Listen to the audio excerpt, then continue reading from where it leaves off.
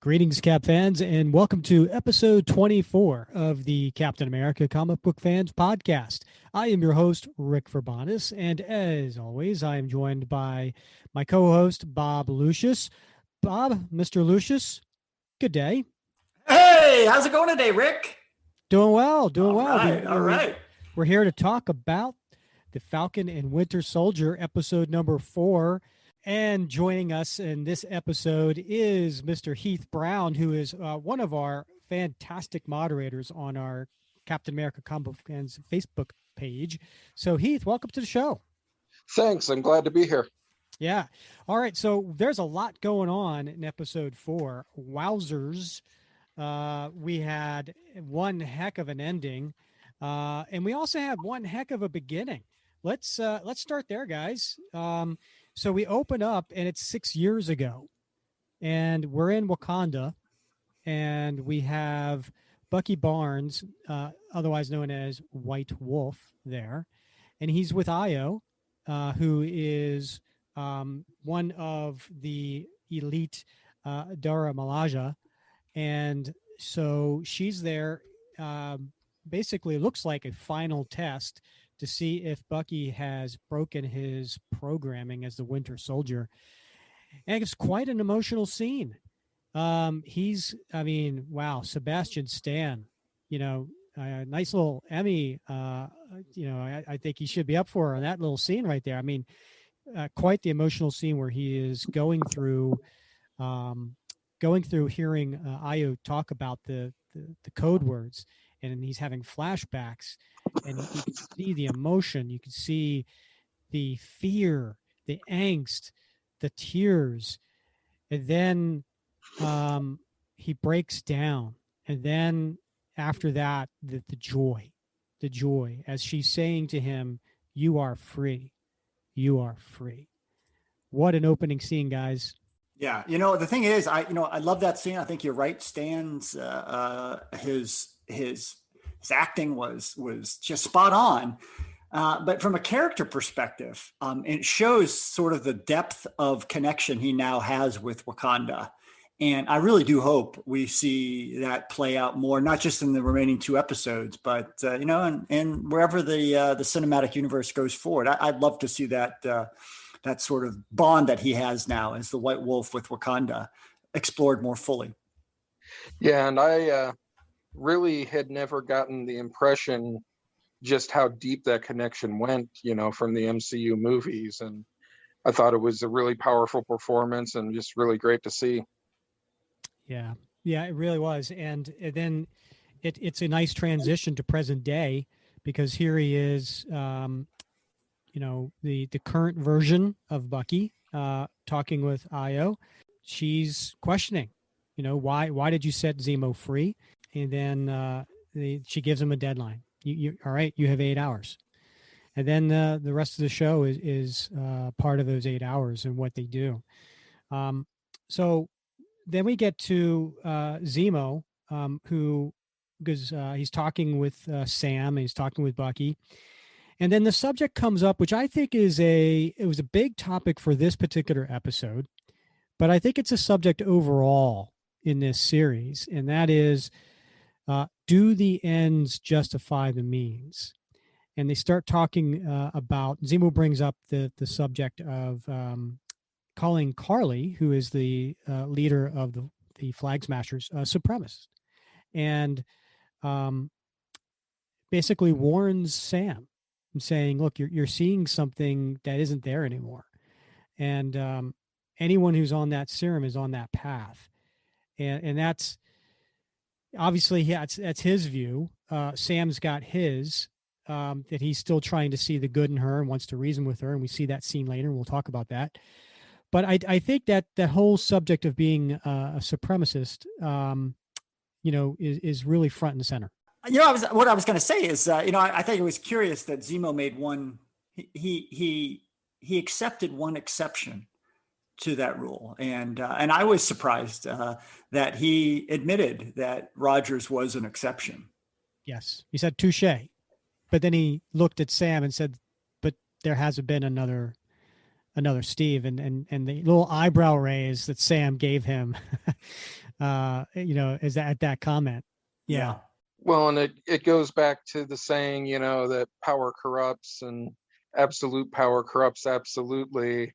And I think that's just kind of Zemo's worldview there going in, is that they need to limit the amount of people, or, keep people from getting their hands on it, because people will be corrupted by it eventually. Yeah, and that's a good quote outside of the series, because that is from the comic books too, and it takes me back to that scene where we have John Walker and Lamar kind of at a table, and they're looks like they're at, I don't know, like an airport or something, and they're just standing there at a table, and that's when John asks Lamar, would you take the serum? Because at this point he has it, and no one knows he has it. So he questions Lamar because he trusts Lamar. Lamar is that voice of reason for him and has been for many years.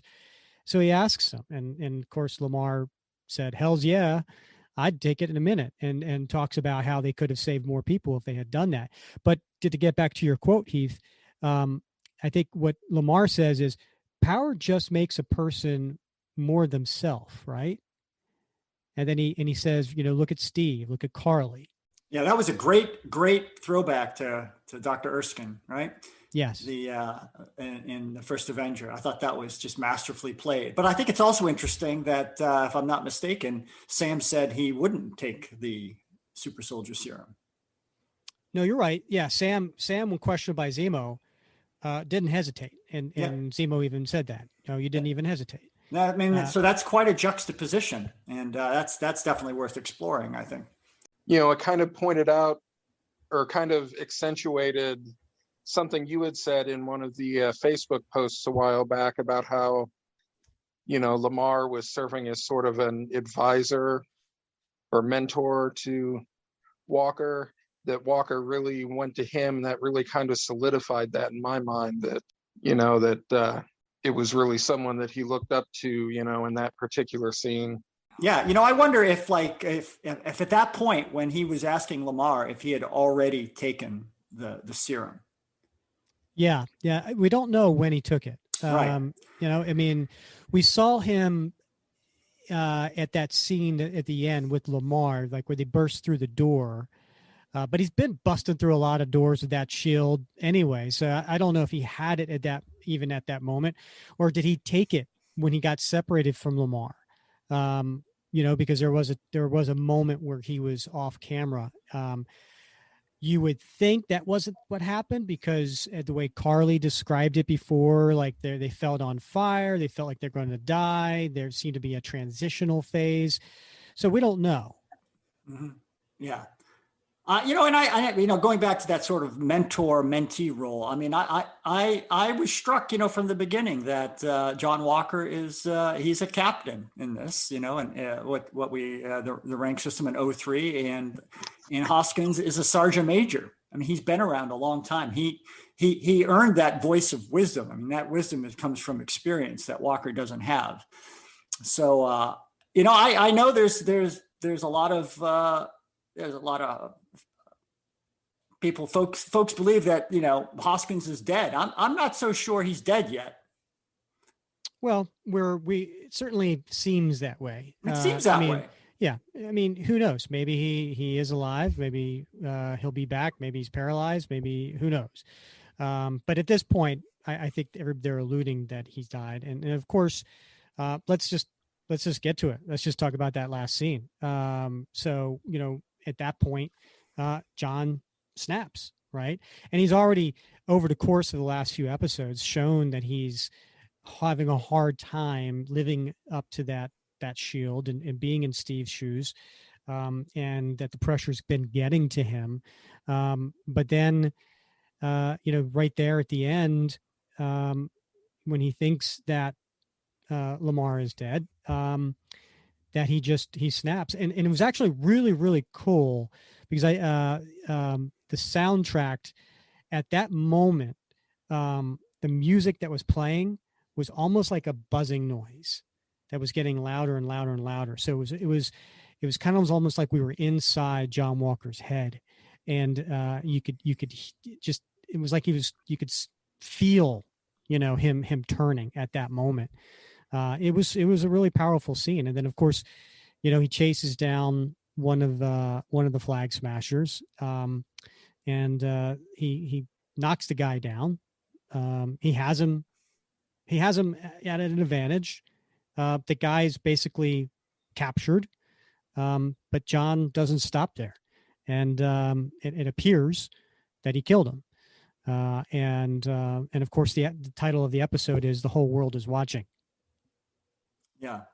Well, and I would back up a bit. I mean, that beatdown he got at the hands of in Zemo's apartment, and the embarrassment and the shame that that he exhibited, not only in his behavior but in his words, when he said they weren't even super soldiers. That Doro Malaja. Yeah, that was palpable, right? Yeah. He said they weren't even super soldiers. And at that point, my fiance turned to me and said, "And they were women. Do you think that bothered him as well?" I don't know. I mean, like, I don't want to go down that path. I maybe that was just another nail in the coffin, so to speak. But yeah, he was certainly embarrassed. Yeah. That one scene where Io threw the spear and it went through the straps of Walker's shield without hitting his arm and kind of nailed him to the table was something that, that level of skill is something I don't think we've seen from them yet in the movies. And it was just really kind of solidified how powerful and how skilled of warriors they are. Yeah. I mean, that's true. I mean, they said, or Io said in the beginning, when she was in the present day and talking with the White Wolf, she reminds him that they were the guard of King T'Chaka, and so not only was it their loss, it was their shame, and so that's something that they've always had to live with. And so they're certainly out there on a vengeance. And in getting back to that scene, that battle in Zemo's apartment with them, one of the things that I found interesting was when Io, for lack of a better word, disarms Bucky, right, and takes off the mechanical arm that the Wakandans had provided him, and the look of shock and almost hurt on James' face as he was looking at her. And I don't want to make fun because, to anyone who has a prosthetic, I can imagine what that's like. I can't imagine what that's like. You know what I mean? Just having something like that taken. And so the look on his face, and then what Io says to him. And the first time I couldn't make it out, because all I heard was something Wakandan and then James, she says. But then I go back and she says, "Bast, damn you, James." Now, Bast, I had to look up.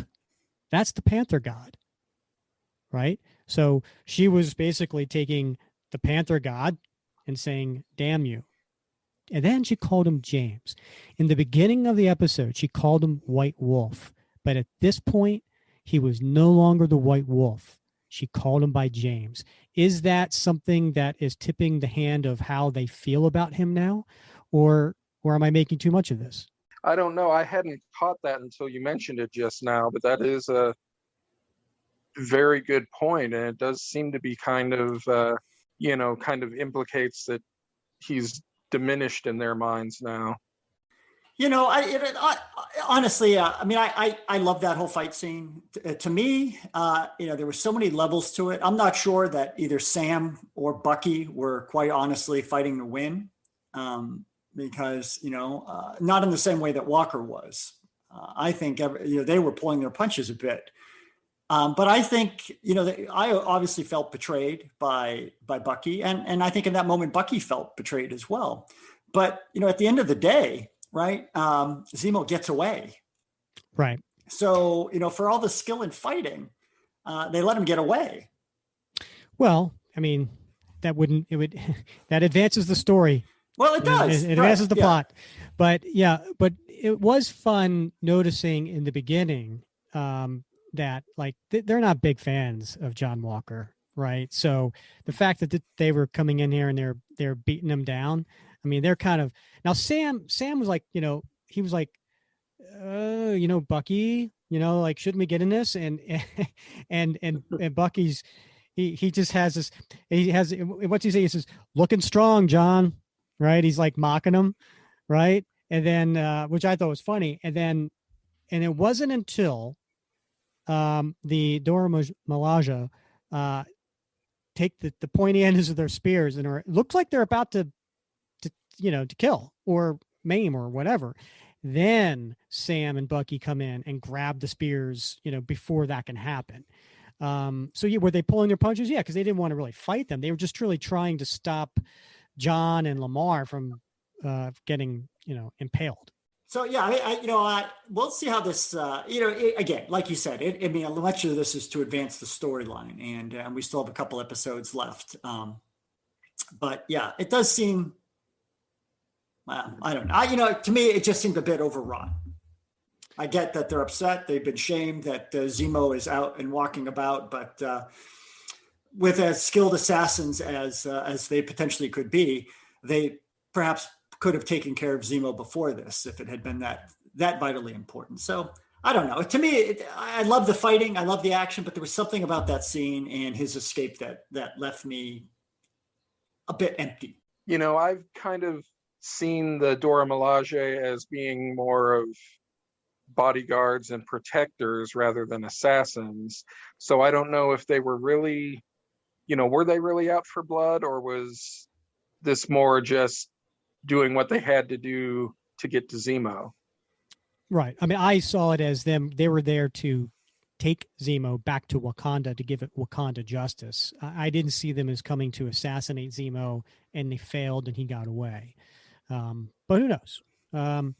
So let's get back to Zemo. I don't know about you, but I thought it was a very creepy scene when the three of them go to look down. I mean, to hunt down the aunt who passed away, right? And he comes walking up and he starts reciting "Baba Black Sheep," and that was creepy. I mean, it's just so creepy that he gets the stool and he puts the candy on it, and it was like this is like a horror movie, don't take candy from strangers, kids. Like, what are you doing here? That was a creepy scene. Yeah. Well, and Daniel Bruhl is just such an amazing actor. I'd never seen him before he started playing Zemo, and I've only seen him in a couple other things now other than Marvel, and he's just delivers a powerhouse performance and really gets you into that sinister mind of the character every time he plays it. Right. Yeah. I mean, then, of course he mentions like, Turkish delights. They were the favorite of my son. And you're reminded of his loss and where he's motivated to do all this. Because I don't know about you, but when Carly dropped those serums and he walks up and he says, "Is this what I think it is?" And then, you see the look of horror on her face. I mean, you wondered at a moment, oh man, oh no, is he going to inject himself?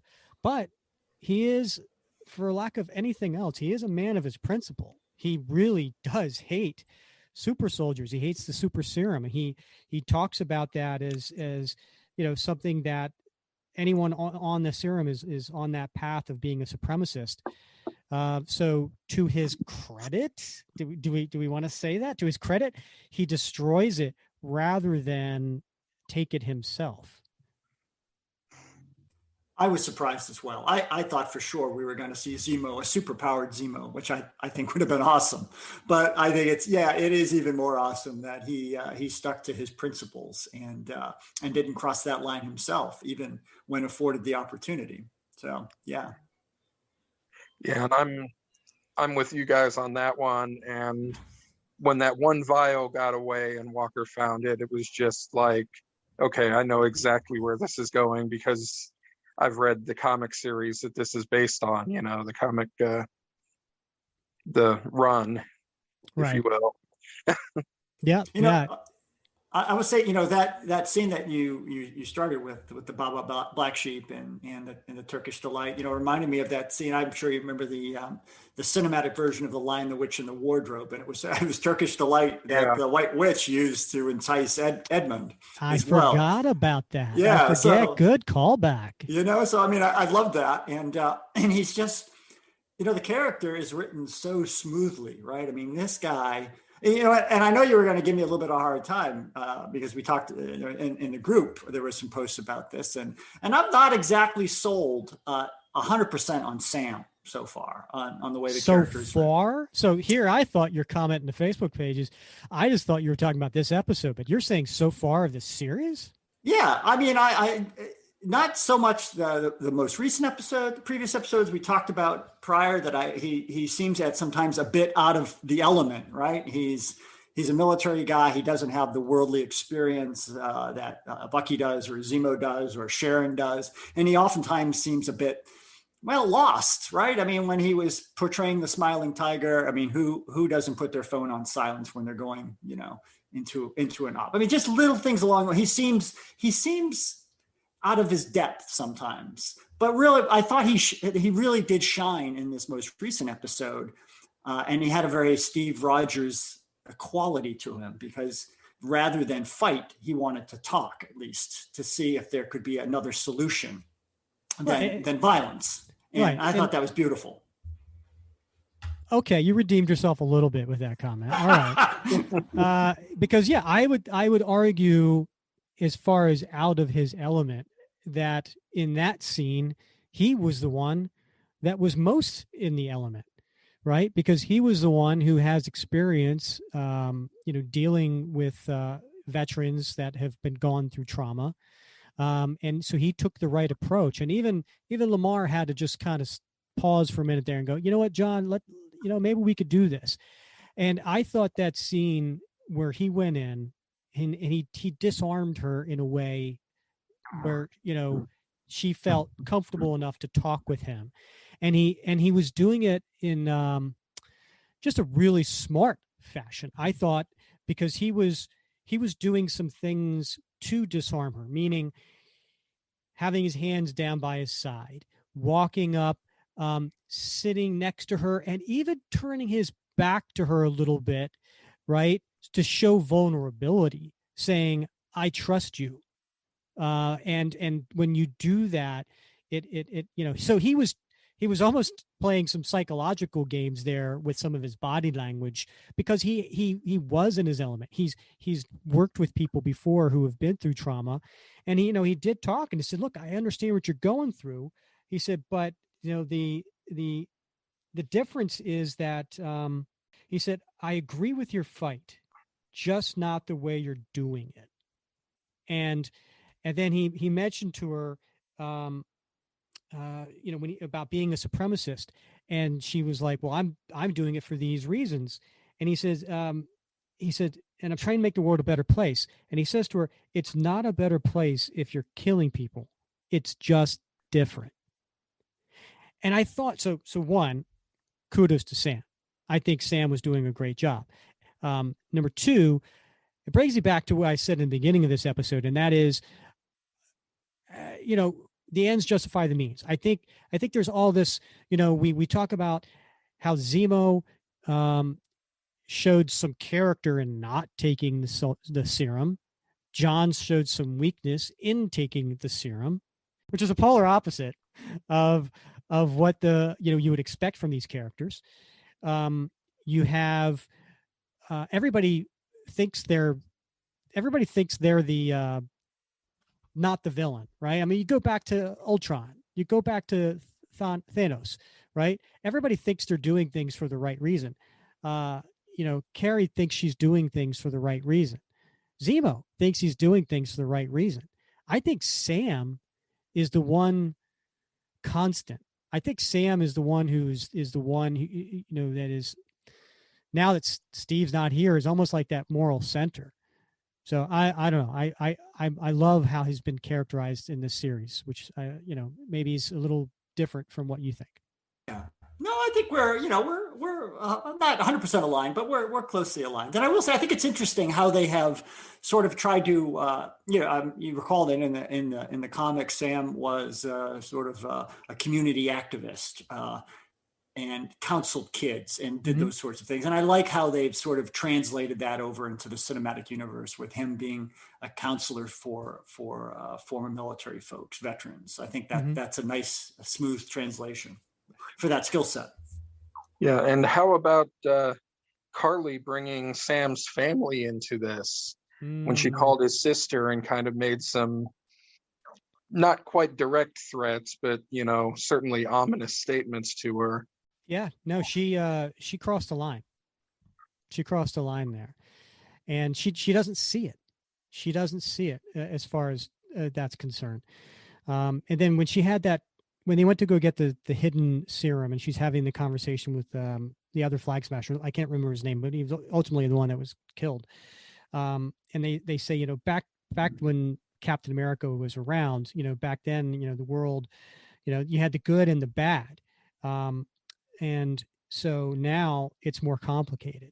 And so then they start talking, he starts describing Carly, but in my mind, he was describing Sam. He said, that we need someone who understands their pain, someone who looks like them. And then he lost me, because then he said, and the world's more complicated because heroes don't have the luxury of keeping their hands clean. And I think that's where the gray comes in, right? Before it was black and white. And so I think one of the things that we're building toward, and we have been, in my mind, been building towards this since the very beginning, which was smart, which was Sam taking the shield and Sam becoming Captain America, right? Because this story to me is mostly Sam's journey and Bucky's journey, but mostly Sam's journey, because at the end of Endgame, Steve knows Sam's worthy of the shield. He wants him to take it. But Sam has self-doubts. Sam doesn't feel like he can and on top of that, let's just break away from the story here. On top of that, we have the Marvel Universe, which Sam Wilson in the comics, and there's all this, social media backlash, not my Cap, and so it's almost like Disney says, maybe we're not ready for Sam to be Captain America right away. Maybe we need a story, a buffer in between. Maybe we need to have someone else come that people think looks like what Captain America should look like. And then by the end of this series, we're all going to say, you know what? Sam should have kept the shield. Sam's the perfect person for Captain America. And I think that's where how this story's been playing out beautifully. Yeah, and I think, as we're nearing the end of the series, I believe 2 more episodes left, there's definitely a lot of loose ends yet to be tied up, and I think it's going to be really interesting to see where they're going with all these different plot threads. Yeah, let's talk about some loose ends here, right? So Sharon, Sharon's had a very small role in this series. Last episode, episode 3, is really when she was, forefront but nothing in 1 or 2 and very little in 4. So I think we're going to see some more of her in 5 and 6. I think, is Sharon the power broker? Is she playing both sides? Is she disillusioned from what happened to her and being on the run? That's going to be interesting to see what happens there. Yeah, and I'm very, very curious about this Global Repatriation Council, and it's always in the background. And the last episode I think was particularly interesting because every now and again they showed a sort of one of the GRC propaganda posters on a wall somewhere, which I found fascinating. So I'm interesting to this. I mean, this, it could very well be just a sort of a throwaway plot point, but it seems like it might be more important and more central to the story than they really have led on so far. Well, speaking of that, there was that scene early on in the episode where the Flag Smashers are listening to the radio, and they talk about the Patch Act, which is designed to restore traditional border regulations and fast track the return to normalcy. So I think that's going to play out beyond this series as well. I think that's going to expand further into the MCU. Yeah, and it might have been my imagination, but it was in the previous episode where Carly and the Flag Smashers were at the airport loading supplies on the plane, and one of the Flag Smashers said, "The power brokers are coming. I'll go hold them off." And the guy that got out of the car that was on the phone, I would have sworn that he was on one of the posters. And when you mentioned the Patch Act, I don't know if it's a subtle nod or maybe it's just a coincidence, but Madripoor is a major place in the series, at least in one episode so far. Madripoor was the birthplace of Wolverine, and Wolverine was also known as Patch. How about that? Yeah, nice little nod. Yeah, I like that. So I want to come back to that last scene, or penultimate scene, when Walker, he's like, he's not given the full 10 minutes, and he goes up and it looks like he's about to fight Bucky, right? When he puts his head down, you almost expect him to put his head up and attack, but he didn't. Instead, he says to Bucky, he says, "Do you really want your partner's blood on your hands?" And then was that a little foretelling to how Walker feels if Lamar is dead, that his partner's blood is on his hands? I mean, that's a great question, right? Because that whole situation was largely avoidable, and so who else's hands would Lamar's blood be on? There has to be some guilt there. They've survived a lot together, and that's where they ended up. And who else gets the blame for that? So it's some self-questioning, maybe. Right. And Sam said to Zemo back in the apartment too, he said, "Blood isn't always the solution." So another feather in Sam's cap as far as being the voice of reason. All right, we have just a couple minutes left. Let's hear some predictions and how we think the last two episodes are going to go. Heath? Well, I definitely do think that Sharon is a power broker, and I don't know if I'm ready to predict this or not, but if you remember in the Captain series storyline from the comic book series, it turned out that Red Skull was kind of pulling the strings at the end. And since we do know that Red Skull is back alive in the MCU and he didn't have any interactions with Cap, I'm kind of wondering if maybe he might play into this somehow. I thought he was just a spirit. Is he back alive? Did I miss something? I don't know. That's a Hail Mary pass right there, Heath. I'd love to see it. I would love to see it, brother. I would too. I would love to see Red Skull back. But I do think, my prediction is that there's something bigger and fishier going on with the GRC. And I don't know what it is. And I'm not saying it's Hydra, but there's something fishy about that. And it's going to lead to something. All right. I don't have anything better to add other than I don't think my prediction that Zemo's the power broker is gonna come true. So that's it. That's it on my end. This is the candy broker. Yes. All right. Well, Heath, thanks so much for joining. We really appreciate you coming on and sharing your thoughts in the episode. Oh, thank you for having me. It was a lot of fun.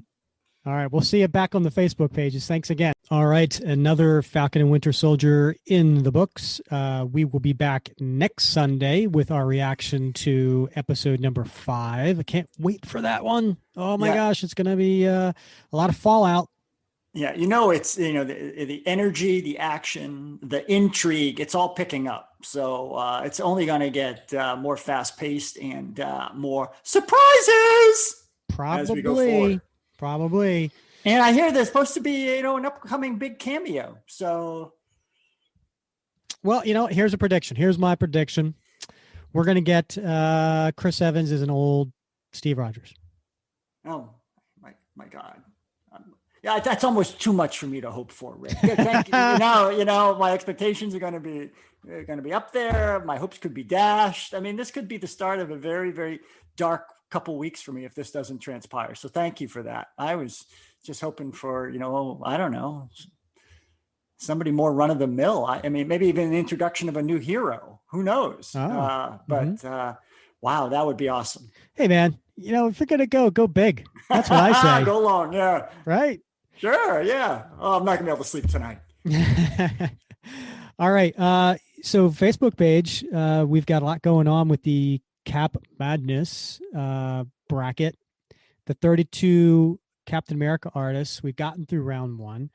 We are almost through round 2. So today we started at noon. Frank Robbins versus John Romita Sr. And you have until noon tomorrow to cast your vote for that. Frank Robbins, by the way, knocked out John Romita Jr. in round 1. I think his dad's going to have a little payback. Yeah. Tomorrow we've got Dan Jurgens versus Jack Kirby. Sorry, Dan.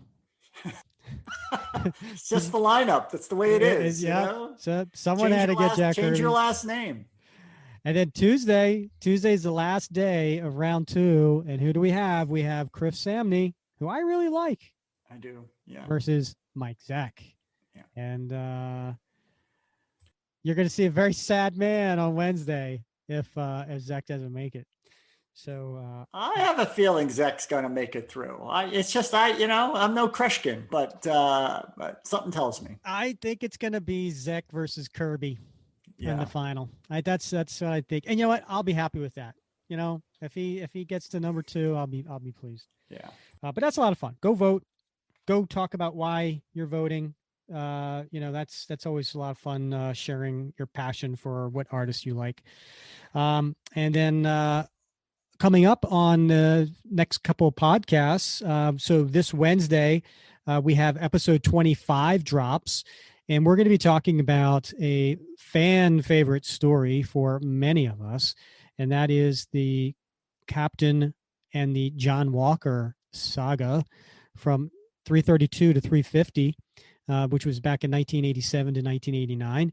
And the reason we're talking about it is because we're having our contest winner, Mr. James Foley, on, and we'll learn a little bit about him and what got him into Cap, some of his favorites, and we'll talk about this story, and that's going to be cool. It's going to be just 3 guys like we're at the comic shop, chatting away, having some laughs, talking about Brother Nature. I love Brother Nature. Steve Rogers' beard. And just a little bit about how the teenage Rick, Bob, and James maybe liked Kieran Dwyer's depiction of scantily clad women in the Captain America series. Maybe a little bit of that too. So look forward to that, and then come back, like I said, next Sunday. We'll recap episode 5. So Bob, as always, it's been fun wrapping Cap with you. Yeah, another great one in the can. This has been a lot of fun. Let's do it again soon. All right, he's Bob Lucius. I'm Rick Verbanis, and you've been listening to the Captain America Comic Book Fans Podcast.